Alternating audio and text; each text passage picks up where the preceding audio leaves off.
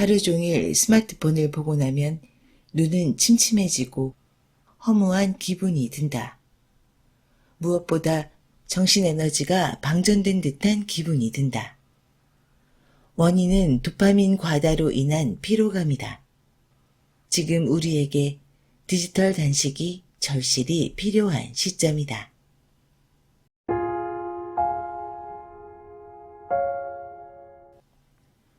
건강한 지식을 함께하는 세이버스입니다. 오늘 읽어드릴 책은 디지털 잠시 멈춤. 저자 고용석이 쓰고 이지북에서 편했습니다.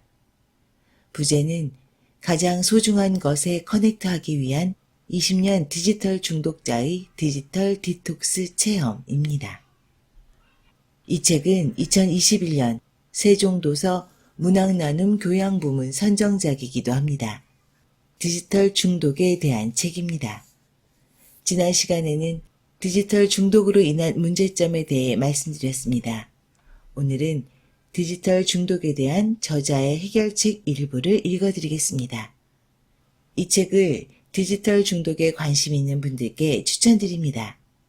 오늘은 저자 소개 없이 바로 시작하겠습니다. 깊은 이해를 위해서는 종이가 필수다. 사람은 모든 정보를 그대로 받아들이지 않는다. 음식도 잘게 씹어야 소화가 되는 것처럼 정보도 잘게 쪼개는 작업이 필요하다. 이를 청킹, 즉 덩이짚기라고 한다. 인류는 이미 오래전부터 청킹을 사용해왔다. 1년을 365일로 나누고 하루를 24시간으로 쪼갠다. 이렇게 해야 이해하기 쉽고 계획을 세울 수 있기 때문이다. 텍스트도 마찬가지다. 어떤 정보를 가장 효과적으로 보기 위해서는 종이가 훨씬 좋다. 이스라엘 학자들이 아이들을 대상으로 실험한 결과 인쇄물로 읽은 학생들이 스크린으로 읽은 학생들보다 글에 대한 이해도가 높게 나타났다. 인쇄물을 읽을 때가 스크린보다 시간순으로 배열하는 능력이 더 높아졌다는 것이다. 특히 종이책과 같이 물리적인 감각이 더해지면 훨씬 더 깊이 집중하고 자신이 어디를 읽고 있는지 명확하게 알 수 있다. 그들은 이것을 회상의 기술이라고 부른다. 사실 종이책과 전자책의 읽기 효과 차이는 여러 실험에서 밝혀진 바 있다. 우리나라에서도 여러 방송사에서 실험을 한 적이 있다. 결과는 공통적으로 종이책을 읽은 아이가 훨씬 더 이야기의 디테일을 잘 잡아내고 독해력이 좋았다. 특히 기억력, 정보를 장기 기억으로 가져가는 데에도 종이책이 훨씬 효과적이었다. 우리에게 스크롤은 이제 너무나 당연하다. 손가락으로 빠르게 왔다 갔다 하며 정보의 바다를 종횡무진하는 즐거움은 너무나 크다. 하지만 깊은 이해를 위해서는 잠시 항해를 멈추고 닻을 내릴 수 있는 방법을 생각해 봐야 한다. 비행기 모드가 곧 구원이다. 깊은 집중과 몰입을 위한 환경을 구축할 때 필요한 것이 무엇인지 알아보자. 지금까지 아동미술학원에서 일하면서 대략 2,000명 이상의 아이들과 부모님을 상담했다. 거의 10년 가깝게 이 일을 하면서 많이 듣는 말 중 하나가 ADHD다. 주의력 결핍 및 과다 행동장애의 약자로 최근 들어 치료받는 아이들이 눈에 띄게 많아졌다. 원인은 뇌 속의 신경전달 물질의 불균형이라 추측만 할 뿐 원인은 명확하게 밝혀지지 않았다. 이 증상의 특징은 산만함이다. 일단 집중력이 현저히 낮다. 확실히 ADHD 치료를 받는 아이들을 몇 번 수업해보면 확실히 다른 아이들에 비해 집중 시간이 짧다.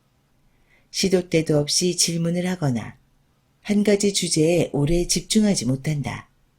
그림을 그리다가도 어느새 만들기를 하고 있다. 보는 사람이 정신없다. 대부분 약물 치료를 병행한다. 비록 의사는 아니지만 실제 수업을 진행해보면 일반적인 산만함과는 분명 차이가 있다. 이 산만함의 주요 원인은 무엇일까? 바로 스마트폰이다. 스마트폰이 가장 무능해질 때 우리는 가장 유능해진다. 비행기 모드를 작동하는 순간 뇌는 당황한다. 스마트폰은 전지전능한 신의 위치에서 갑자기 할 줄 아는 게 별로 없는 도구의 위치로 내려온다. 항공기 내의 장점은 어떻게 하더라도 통신을 할 수 없다는 데 있다. 뇌는 결국 스마트폰을 손절한다. 게임을 하거나 영화를 보는 용도로만 사용한다. 나는 일상생활에서도 비행기 모드를 이용하기 시작했다. 일단 출퇴근 시간에 지하철을 타는 순간 비행기 모드로 전환한다. 부재중 전환은 나중에 확인할 수 있다. 또 쉬는 날 오전 10시부터 오후 1시까지 비행기 모드로 해놓았다. 갑자기 오전 시간이 고요해졌다. 점심 이후 비행기 모드를 해제하자 충격적인 화면을 볼 수 있었다. 무려 21개의 알람이 떠 있었고 그중 90%는 FC, 스팸 전화, 의미 없는 홍보 문자들이었다. 만약 내가 비행기 모드를 선택하지 않았다면 높은 확률로 의미 없는 인터넷 서핑을 하느라 시간 낭비를 했을 것이다. 방해금지나 무음을 선택할 수도 있겠지만 그러면 뇌는 어떻게든 꼼수를 피우려고 한다. 갑자기 급하게 쇼핑할 것이 생각나거나 슬쩍 중요한 메신저 알람을 확인하면서 결국 어영부영 다시 쓰게 되는 경우가 많기 때문이다. 비행기 모드는 어중간하지 않다. 아예 기계적으로 차단했기 때문에 뇌도 포기해버린다. 마치 기계의 전원을 끄거나 아예 정전이 된 것과 비슷하다. 그래서 나는 앞으로 개인의 생산성은 비행기 모드의 활용에 달렸다고 확신한다. AI가 발전해서 내가 무언가에 집중할 때는 긴급한 연락을 제외하고는 자동으로 알람을 차단해 준다면 어떨까? 누군가는 이렇게 반문할지 모른다. 옛날로 돌아가란 말인가요? 절대로 그렇지 않다. 단지 스마트폰을 온전한 도구로 사용할 수 있을 만큼 우리가 지금보다 더 똑똑해져야 한다고 말하는 것이다. 예를 들어 망치가 있다고 해보자. 망치의 역할은 간단하다.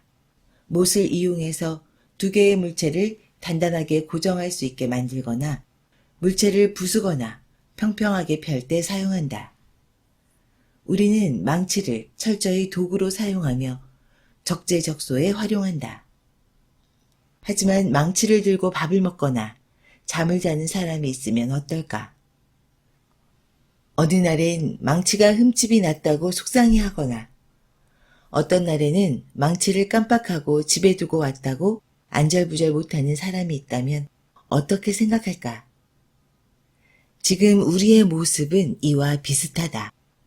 물론 스마트폰은 망치보다 훨씬 기능도 많고 삶에 더 많은 도움을 준다. 하지만 지금 우리는 삶의 모든 분야에 과도하게 스마트폰을 적용하려고 한다.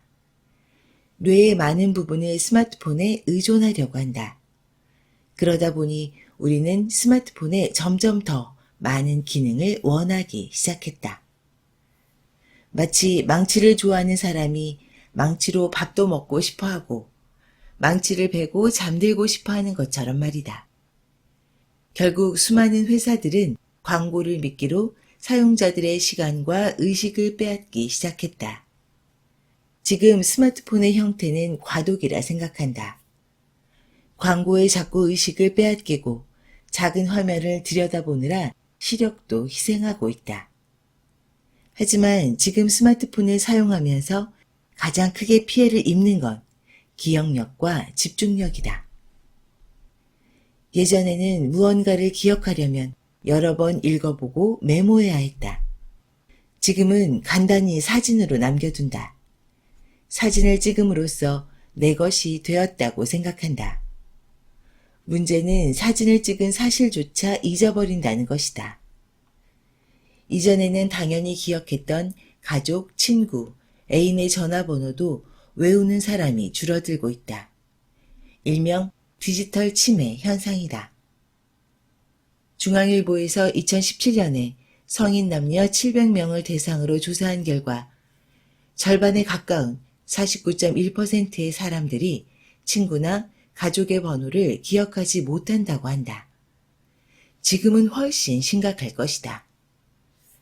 학창시절 암기 과목은 누구에게나 골치 아픈 추억이다.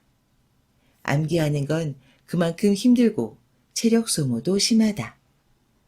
고등학교 때 영어 과외를 했었는데 과외 선생님이 가르쳐준 비법 덕분에 항상 영어 점수만큼은 90에서 100점이었다.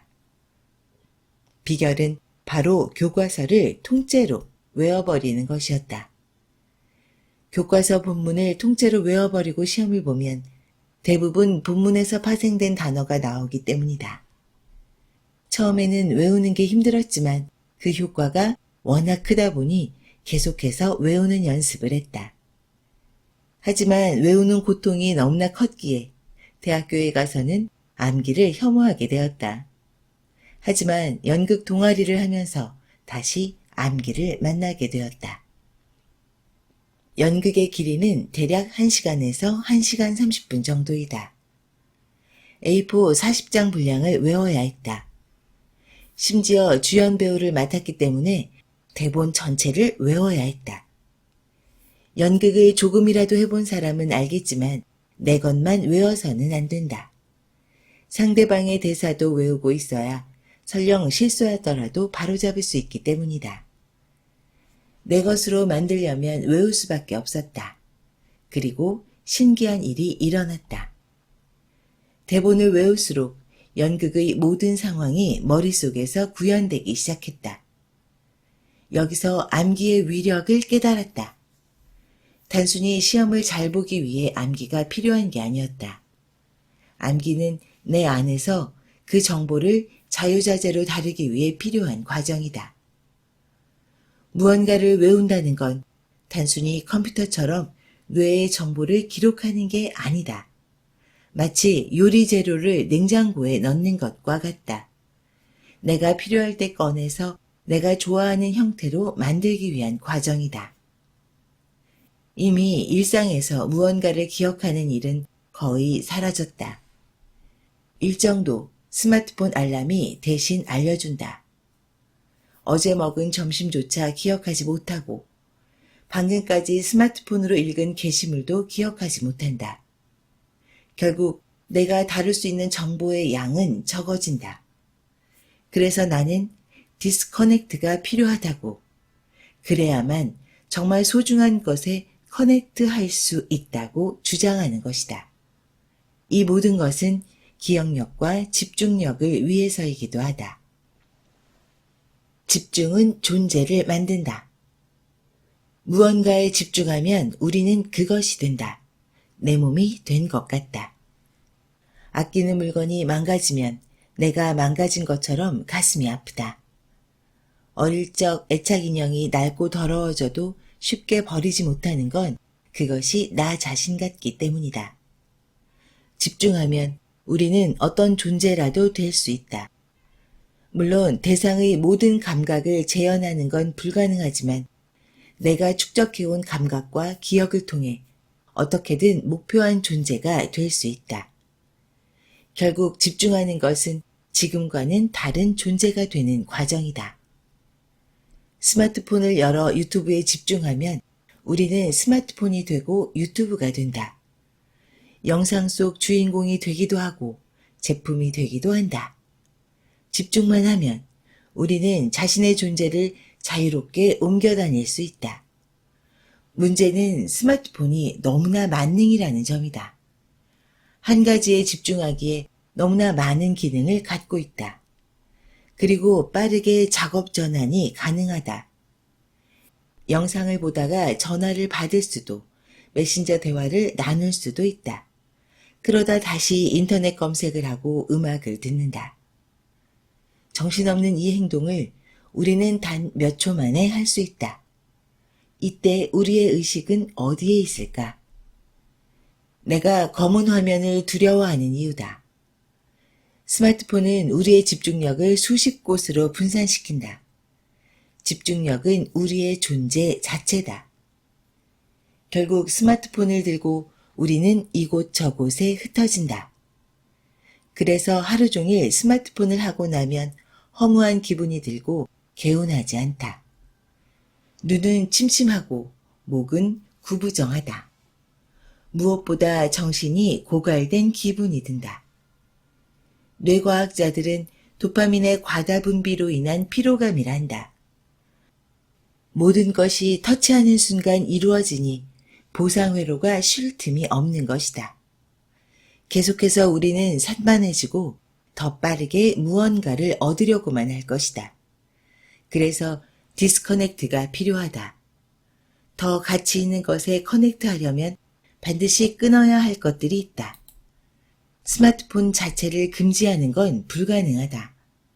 하지만 적어도 내가 필요할 때만 사용하는 정도의 절제력을 갖춰야 한다.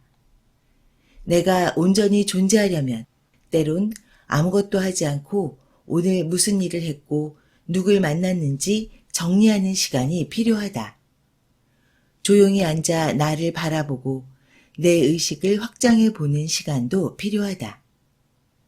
앞으로 스마트폰은 전화가 아니라 몸에 이식될 가능성이 높다. 나중에는 눈을 뜨지 않아도 앞을 볼 수도 있고 인터넷에 접속해 빛의 속도로 검색할 수도 있고 가상현실에서 살아갈 수도 있을 것이다. 그런 상황에서 우리는 우리의 존재를 지켜야 한다. 그것을 가능하게 하는 것이 집중력이다. 몰입이다. 지금까지 나는 그것을 가능하게 해주는 여러 가지 시도를 해왔다.